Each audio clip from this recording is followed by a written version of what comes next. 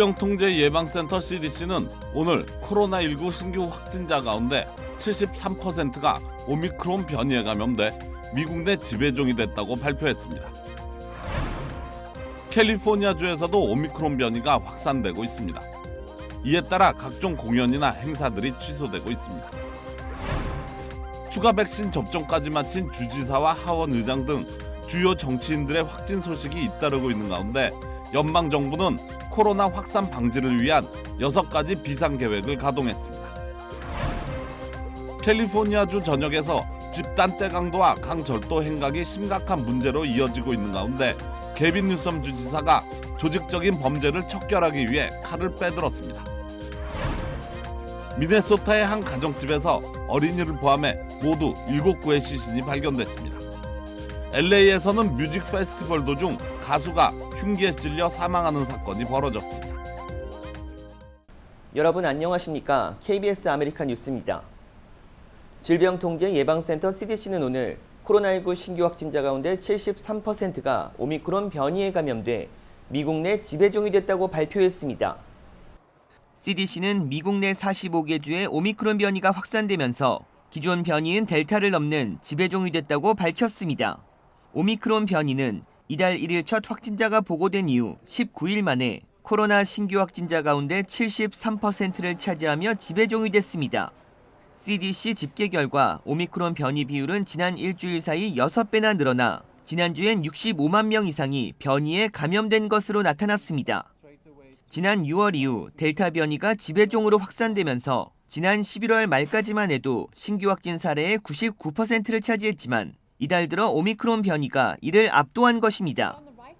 오미크론 확진자가 나오지 않은 주는 인디애나, 오클라호마, 노스다코다, 사우스다코다, 몬태나 등 5개 주에 불과합니다. 캘리포니아주에서도 오미크론 변이가 확산되고 있습니다. LA 카운티 지역 코로나19 신규 확진자 감염이 지난 며칠 사이 2배 이상 급증했습니다. LA 카운티 보건국은 어제 기준 코로나19 신규 감염자가 3,512명이라고 밝혔습니다. 이틀 전 3,700여 명의 신규 감염자가 나와 지난 몇 달 사이 최다 감염을 기록한 뒤 여전히 3,500명 이상을 유지하고 있는 것입니다. 이에 따라 코로나19 입원 환자 수도 증가하고 있습니다. 어제 병원 입원 환자는 743명, 중환자는 180명입니다. 9명은 어제 코로나19로 목숨을 잃었습니다. LA 카운티 비즈니스도 비상이 걸렸습니다. 호스온에 위치한 스페이스X에서 직원 132명이 코로나 양성 판정을 받았고 LA 국제공항 인근 페덱스 배송센터에서도 85명이 감염되는 등 집단 감염이 잇따르고 있습니다. LA 카운티 보건국은 오미크론 변이가 델타 변이보다 전파력이 더 강하고 백신 면역을 잘 회피하는 것으로 보여 오미크론 변이 확진자 수가 앞으로 더 증가할 것으로 우려하고 있습니다. 한편 LA 다운타운 새해맞이 카운트다운 행사도 취소됐습니다. 다운타운 그랜드팍에서 많은 사람들과 함께 열릴 예정이던 새해 대면 행사는 코로나 확산을 의식해 아예 취소됐습니다. 대신 온라인상에서 무관중으로 카운트다운을 진행합니다. LA 다운타운 카운트다운 행사는 12월 31일 밤 11시부터 그랜드팍 유튜브 채널 등을 통해 방송될 예정입니다. 뉴욕의 코로나19 1일 확진자 수도 연일 기록을 경신하고 있습니다. 어제는 2만 2천 명을 넘어섰습니다. 제유사 뉴욕 KBTV의 보도입니다. CBS 등에 따르면 뉴욕주의 1일 코로나19 감염자 수는 지난 17일 2만 1,027명에서 18일 2만 1,908명을 기록했습니다. 그리고 어제 마침내 2만 2천 명을 넘겨 총 2만 2,478명의 확진자가 나왔습니다. 이는 총 검사자 수 26만 7,422명 중 8.4%에 달하는 수치입니다. 뉴욕시도 역시 코로나19 감염자 수 증가세를 겪고 있습니다. 뉴욕시의 1일 확진자 수는 지난 15일 무려 1만 271명을 기록했으며 지난주 주간 평균 1일 확진자 수는 6천 명대인 것으로 나타났습니다. 이에 어제 빌 드블라지오 뉴욕시장은 에릭 아담스 뉴욕시장 당선인과 함께 코로나19 브리핑을 진행했습니다. Because obviously we're facing a major challenge with the Omicron variant.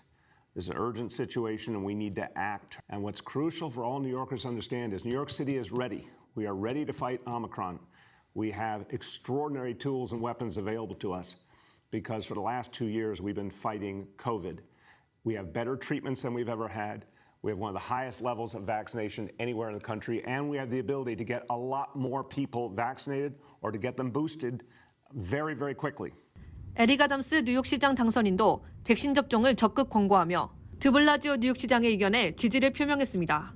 So the mayor and I are here today to tell you that we do everything needed to bring our city back from this crisis.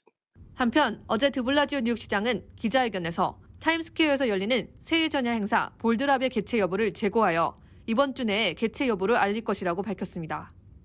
볼드랍 행사는 미국의 대표적인 새해 전야 행사로 작년에는 코로나19 사태로 인해 일반인들의 출입을 차단하고 소규모로 진행되어 시민들의 아쉬움을 샀습니다. 이에 지난 11월 16일 뉴욕시장은 올해에는 해당 행사가 팬데믹 전과 같은 대규모로 진행될 예정이라며 뉴욕시가 완전히 돌아왔다고 발표한 바 있는데 최근 코로나19 확진자 수가 급증하자 다시 개최 여부를 재고하고 있는 것입니다. KBTV 뉴스 김경선입니다. 뮤리얼 바우처 워싱턴 DC 시장도 비상사태 아래 코로나 확산 방지를 위해 6가지 계획을 가동하겠다고 밝혔습니다. 비상사태 선포로 워싱턴 DC는 내일부터 내년 1월 말까지 실내 마스크 착용이 의무화됩니다. 코로나 백신을 맞은 시 공무원들은 부스터샷도 맞아야 합니다. 이와 함께 워싱턴 DC 보건국은 시민들이 무료로 빠르게 검사받을 수 있도록 코로나 검사센터를 확대하고 시민들에게 무료로 신속 항원 검사 키트를 제공하기로 했습니다. 지난 일주일 기준 미국 전역에서 하루 평균 13만 명이 신규 확진되고 있는 가운데 연말 연시 연휴 시즌을 앞두고 코로나 신규 감염자 급증에 대한 우려가 갈수록 커지고 있습니다. 연말 들어 캘리포니아주 전역에서 집단 떼강도와 강절도 행각이 심각한 문제로 이어지고 있죠. 우발적인 범죄가 아닌 치밀하게 계획된 범죄라는 점에서 문제의 심각성이 더 큰데요. 게빈 뉴섬 캘리포니아 주지사가 이 같은 조직적인 범죄를 척결하기 위해 칼을 빼들었습니다. 윤범수 기자가 보도합니다. 지난달 샌프란시스코에서 발생한 연쇄 떼강도 사건. 유니온 스퀘어의 명품 매장은 불과 1, 2분 사이에 수만 달러 상당의 물품이 털렸고 다음 날 월러크릭에 있는 한 쇼핑 매장에서는 무려 80명의 집단 떼강도가 출몰했습니다. 상점의 진열장을 깨고 물건을 탈취하는 일명 스매시 앤 그랩으로 불리는 조직적 범죄 피해는 LA 역시 예외가 아닙니다. 유명 쇼핑몰인 그로브몰이 털렸고 LAPD는 이달 초 무려 11건의 조직적 절도 행각을 통해 33만 달러어치 물품을 훔친 14명을 체포하기도 했습니다. 집까지 따라간 뒤 현금과 물품을 빼앗는 범죄도 기승을 부리고 있습니다. 지난달 28일에는 한인타운 인근 행콕팍 지역에서 아이를 태운 채 유모차를 끌고 집으로 들어가던 여성을 상대로 강도 행각을 벌이는 영상도 공개돼 충격을 더하고 있습니다. 이들 역시 적게는 2-3명, 많게는 5-6명이 무리를 지어 순식간에 범행을 저지르고 사라진다는 점에서 경찰은 조직적 계획 범행으로 보고 있습니다. 불안감이 커지고 여론이 악화되면서 결국 주정부가 칼을 빼들었습니다. 게빈 뉴섬 캘리포니아 주지사는 조직적인 절도 행각 척결을 위해 앞으로 3년간 3억 달러 이상의 자금 투입을 발표했습니다. To help local law enforcement advance their efforts to investigate and to arrest and help us aid and advance the prosecution of people that are involved in organized retail theft. Those competitive grants will go out. 이에 따라 조직적 강절도 범죄 수사 지원금 2억 5,500만 달러가 주내 각 치안기관에 투입됩니다. 주정부가 운영하는 캘리포니아주 고속도로 순찰대는 전담 단속반을 운영하고 범죄자들의 빠른 기소를 위해 주 법무부 산하 기소 전담반도 신설하기로 했습니다.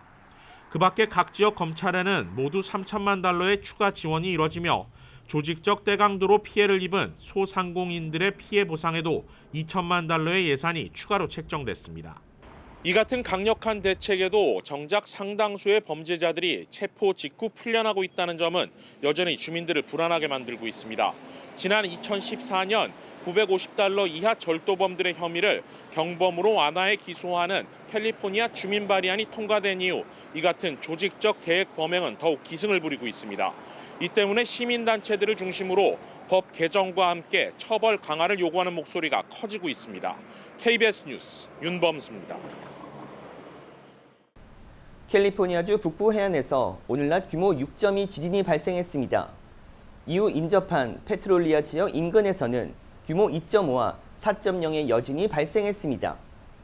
지질조사국은 오늘 낮 12시 10분 캘리포니아주 페트롤리아에서 서쪽으로 약 24마일, 남쪽으로는 44마일 떨어진 해안에서 규모 6.2 지진이 발생했다고 밝혔습니다.